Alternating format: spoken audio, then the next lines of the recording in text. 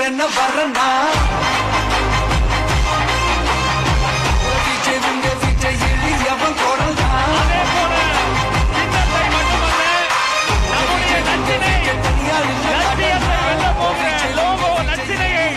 வெற்றி தலைவர் இதோ அறிமுகம் செய்கிறார்.